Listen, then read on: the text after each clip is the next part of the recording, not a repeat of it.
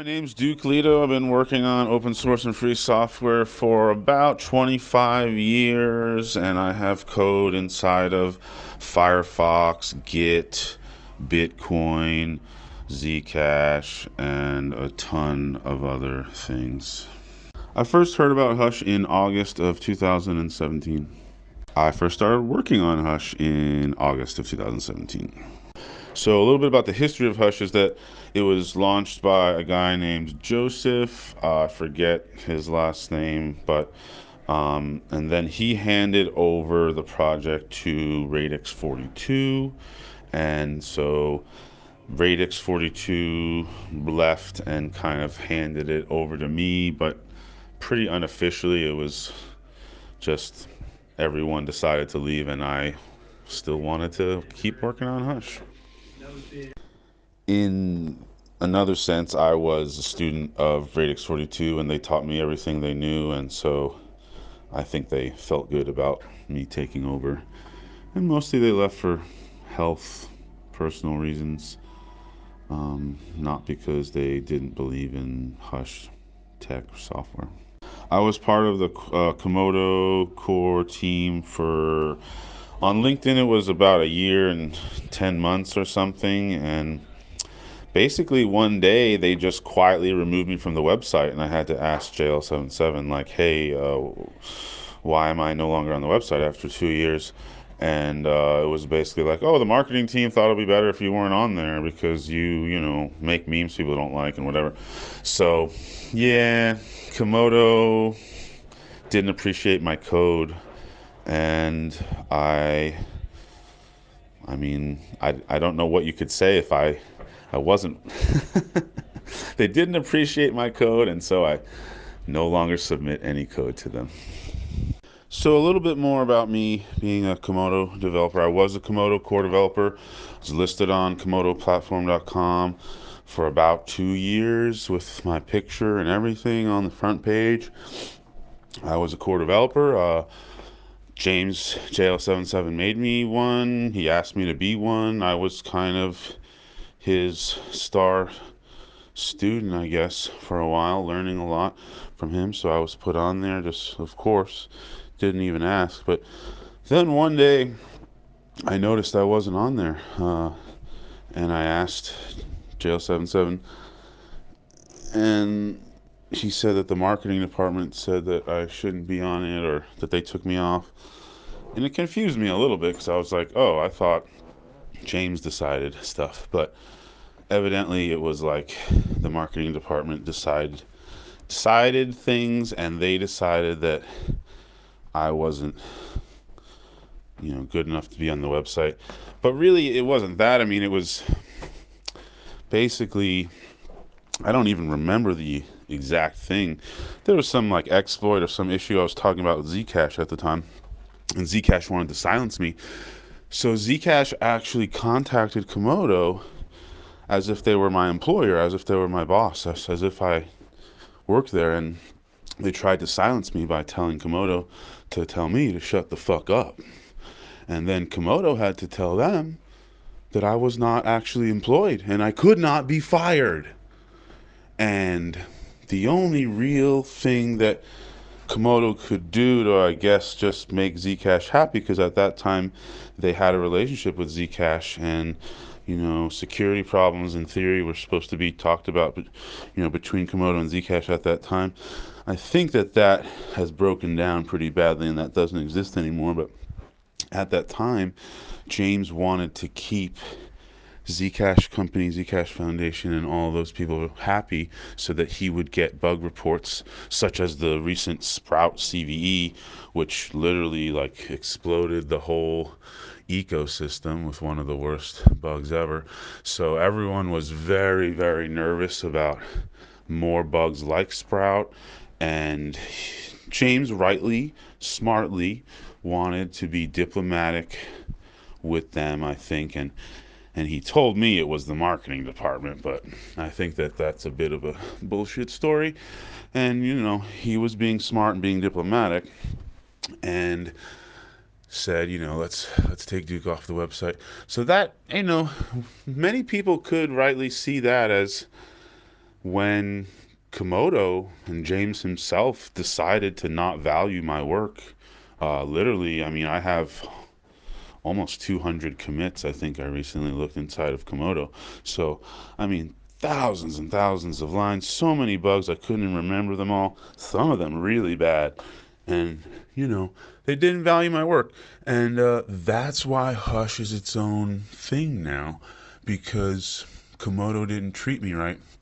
I think if Komodo treated me right, I probably would have stayed on their team indefinitely and probably given them my best work and not had a lot of time to work on Hush. But that's now not how the cookie crumbled. And so now I spend all my time on Hush and I don't send any of the many security problems that I find. I don't send them to Zcash. I don't send them to Komodo. Okay? That's just the way that things happen now. I mean, this is the path that people chose. I have never been in the Zcash team. I've never worked for Zcash. I've never received money from Zcash, indirectly or directly, from the Zcash company in any country, nor any foundations or nonprofits associated with Zcash. I have never taken a penny or Satoshi from Zcash on purpose because their money is dirty. Attacking Zcash for fun and profit. First of all, the title of this research paper I wrote is already a little bit of a joke. There's a very famous paper called Smashing the Stack for Fun and Profit by Aleph1. Very famous hacker in the late 90s, and he wrote the first public document about hacking a certain way, which was smashing the stack, which is writing shell code and assembly and a bunch of gobbledygook most people don't understand. But this is a whole new research field that I'm creating, and that's why I call the paper Attacking Zcash Protocol for Fun and Profit, because it's very similar to that paper where it's starting a whole new field. Okay, so Attacking Zcash Protocol for Fun and Profit. That's the name of a white paper I recently wrote, and it's about Seach. And Seach is the defensive tech that protects you against these new attacks.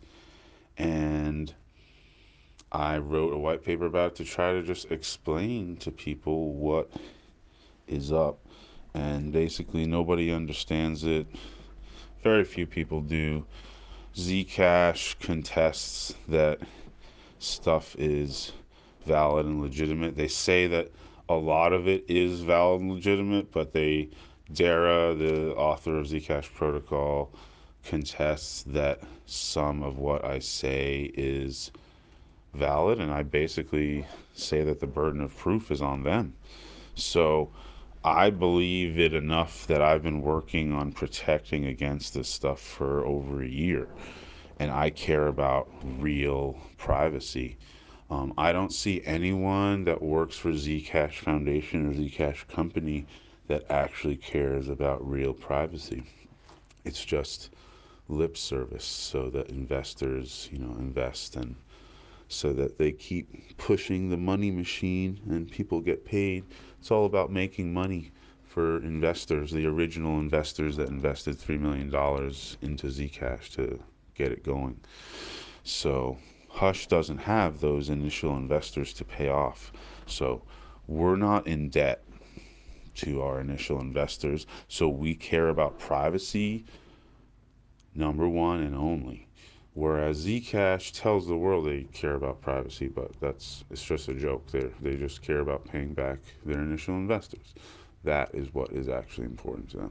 So, but we benefit because we take their work. I mean, we definitely utilize a huge amount of Zcash scientists' work. I mean, the zero knowledge math that they came up with is amazing.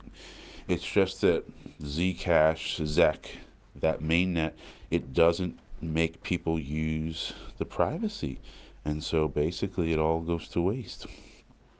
So now, in about 5-ish days from when I'm recording this, Hush goes to full privacy, and with Seach, with this defensive mechanism, it becomes much stronger than even Monero privacy, in my opinion. Now, obviously, I'm the author of this, and people will say that I'm biased, but you know, my child is the most beautiful child, obviously. So I haven't seen anyone actually contest Seach technical source code or features or anything.